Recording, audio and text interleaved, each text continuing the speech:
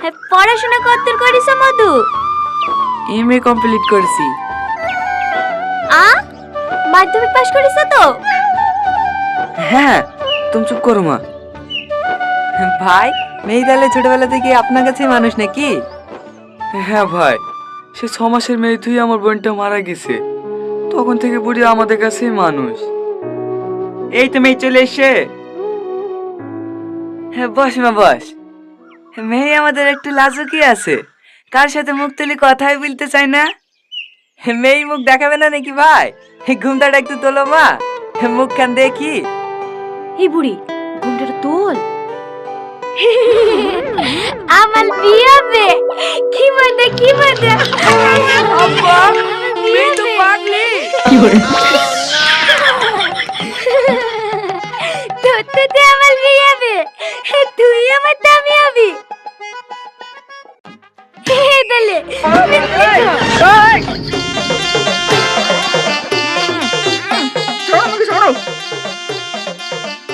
আবার সালমা, হে মিথ্যে খাওয়াতি, তোলা মিথ্যে খাবি নি, তালা খাই দিতি। কি পাগল বলে পড়েছি রে। আরে রে ভাই, দাঁড়ান দাঁড়ান, কথাটা তো শোনেন। এইভাবে কোটা বিভাগি বলতেনি, তুই কি বি করবি নি?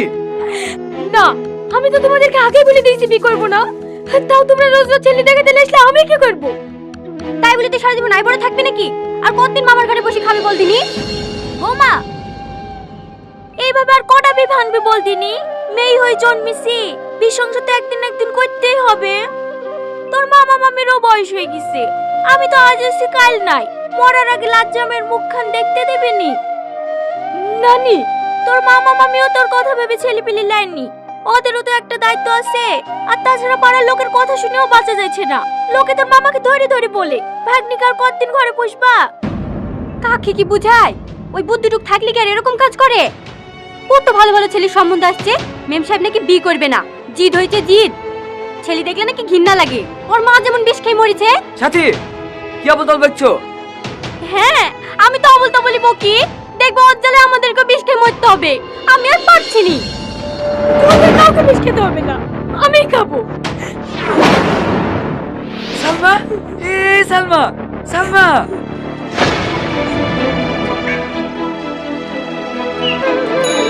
বিষ দেন। কি বিষ দেবো? না না, বিষ হবে না। হবে না মানে? আমি কি টাকা দেবো না নাকি? বিষ দেন। ওই ভুল করো না চাচা, দেখছো না, দেখি তো পাগলি মনে হয়েছে। বিষ লেখুন খেয়ে ফেললে পুলিশে তখন তোমাকে ধরবে। আমিও তো তাই বলছি, মেয়ে মানুষ বিষ দেওয়া যাবে না। কি ব্যাপার, বাড়িতে ঝামেলা টামেলা করে এসছো নাকি? তোমাকে অত জ্ঞান দিতে বলিনি, আমার টাকাতে আমি বিষ কিনবো, খায় নাই গায়ে মাখি, তোমার তাতে কি? বাবা, ঝাঁজ তো কম না। আপনি বিষ দেবেন? না না, আমার কি মাথা খারাপ হয়ে গেছে নাকি যে তোমাকে বিষ দেবো? আজকালকার মেয়েরাও না বয়ফ্রেন্ডের সাথে মনে হয় কাজে টাজে হয়েছে, আর অমনি বিষ খেতে ধরবে। আরে আরে চাচা, আমার জিজ্ঞাসা করো। আরে আরে আরে আরে, কি হলো কি? তোর বাড়ি কোথায়? এই তো পাশের গ্রামে। নাম কি? টনি। কি কাজ করো? আপনাকে এত কিছু বলতে যাবো কেন? তোমার জন্য একটা কাজ আছে, করবা? কি কাজ? 1 ঘন্টা লেগে আমার বয়ফ্রেন্ড হতে হবে। আমি ওই টাইপের ছেলে না। হাট, আমি সত্যি সত্যি বয়ফ্রেন্ড হওয়ার কথা বলছি নাকি? তাহলে দেখি তো মনে হচ্ছে মুনিশ খাটু, দিন 3-400 হয় তাই তো? হ্যাঁ, এক কাজ করো, 1 ঘন্টার জন্য আমার বয়ফ্রেন্ড সেজে আমার বাড়ি চলো, তোমাকে 500 টাকা দেবো। 500 টাকা? চাচা, এই সাইকেলটা দেখো, আমি বিকালে এসে নিয়ে যাবো। আগে ম্যাডামের মুনিশ কেটে আসি। ঠিক আছে।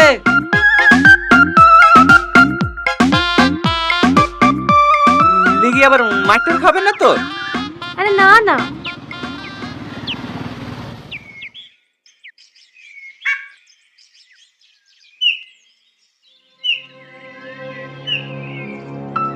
আরে বস তো, ও ঠিক চলে আসবে। এলেন মা।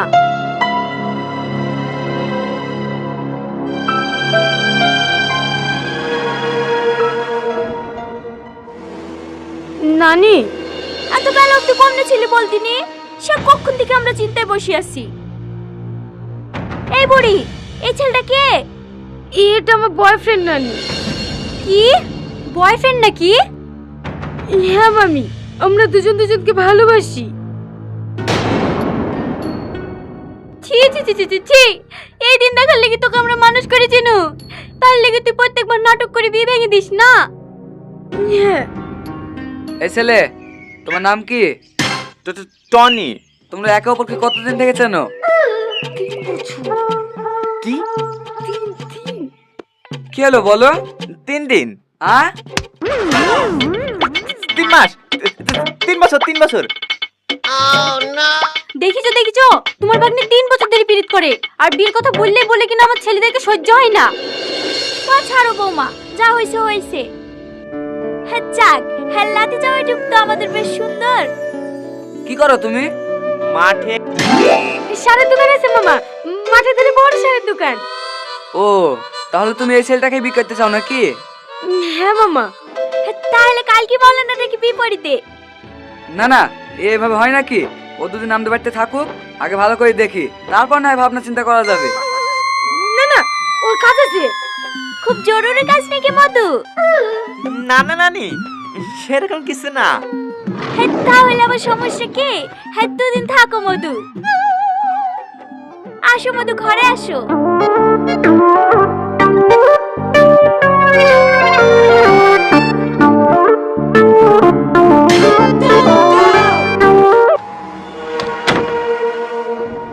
তোমাকে আমি থাকতে বলেছি না, তাহলে থাকলে কিসের লাগি? গুরুজন ব্যক্তি, অত করে বললে না করা যায়। দেখো, তোমার সাথে যতটুকু কথা হয়েছে ততটুকু করবা, বেশি বেশি করতে যাবা না। ভয় দেখাচ্ছেন নাকি? বলে দেবে নাকি বাড়িতে? না না, থাক। পাগলি একটা। তারপর? হ্যাঁ তারপর আবার কি? হ্যাঁ তোর নানা আর আমি বাড়ি কি বিয়ে করে ফেললাম। তোমার আব্বা তো রাগী লোক, তোমাদেরকে কিছু বললো না? হ্যাঁ হ্যাঁ, প্রথম প্রথম তো মানতেই চাইনি। হ্যাঁ তারপর যখন তোর মামা হলো তখন সব ঠিক হয়ে গেছে। ও আচ্ছা নানি, সালমার আব্বু মার কি হয়েছিল? সালমার মা একটা ছেলেকে খুব ভালোবাসতো, আমরা কোনো আপত্তি করিনি, ওর পছন্দ ছেলের সাথে বিয়ে দিয়েছিলাম। বিয়ের পর মেয়েটুকু আমার খুব সুখেই ছিল।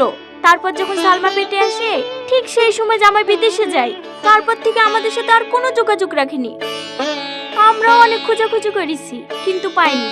তারপর আমরা এদিক ওদিক থেকে খবর পেলাম সালমার বাপ নাকি শহরে গিয়ে আরেকটা বিয়ে করেছে। এই কথাটা শুনে মেয়ে আমার বিশাল ভেঙে পড়ে। তারপর একদিন দেখি মেয়ে আমার বেশ কে বিছানায় পড়ে আছে।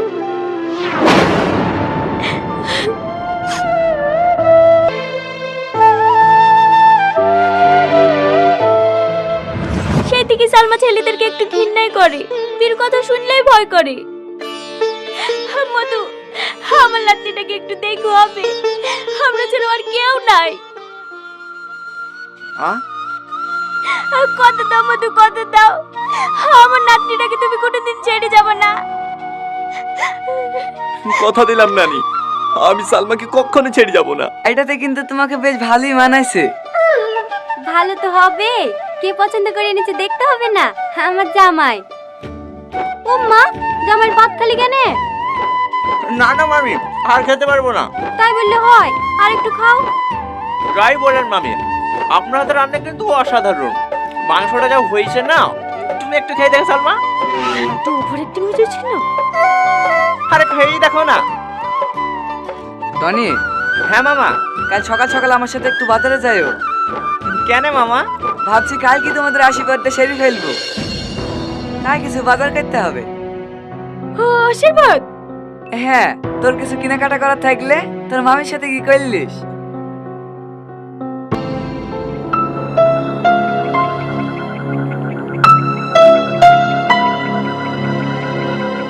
কি হলো সালমা, এত আর্জেন্ট ডাকলা, কিছু হয়েছে নাকি? কি হয়েছে বুঝতে পারছো না? নাটক করছো আমার সাথে। নাটক করবো কেন?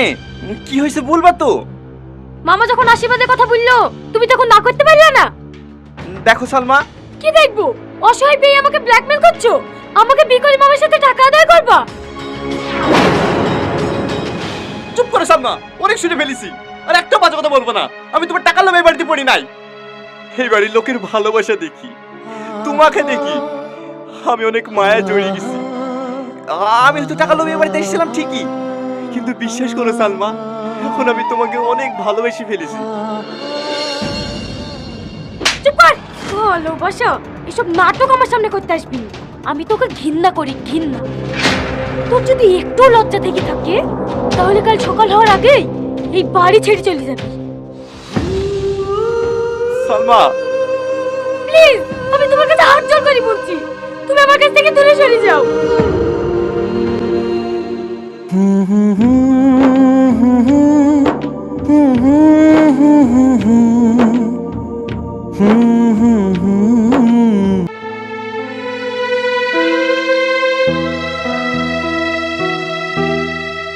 বুড়ি, জামাইকে দেখিছো? না মামা। কোথায় যে গেল? ছেলেটাকে সকাল থেকে খুঁজে পাচ্ছিনি, আবার ফোনটাও সুইচ অফ বলছে।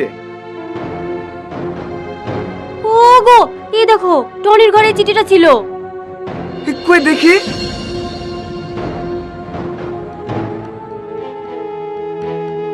আপনাদের সাথে কয়েকটা দিন কাটে আমার খুব ভালোই লাগলো, কিন্তু তার মানে এই না যে আমি আপনার ভাগ্নিকে বিয়ে করে ফেলবো। গায়ে আশীর্বাদের কথা শুনে আমি বাড়ি ছেড়ে চলে আসলাম। ইচ্ছে হলে আমাকে ক্ষমা করে দিন।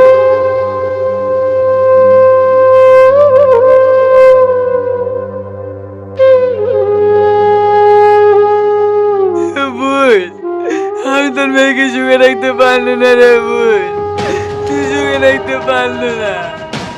তোর মতো তোর মেয়ের কপালটা পুড়লো রে বুঝ, আমি পারলো না ওকে সুখে রাখতে।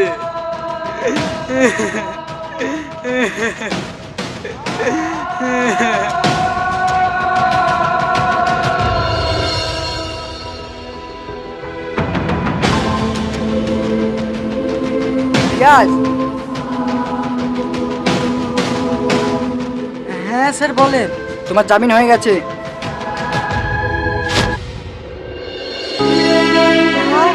আপনি সত্যি বলছেন? আমার জামিন হয়ে গেছে? হ্যাঁ, জেল থেকে বেরিয়ে কোথায় যাবো ভাবছো?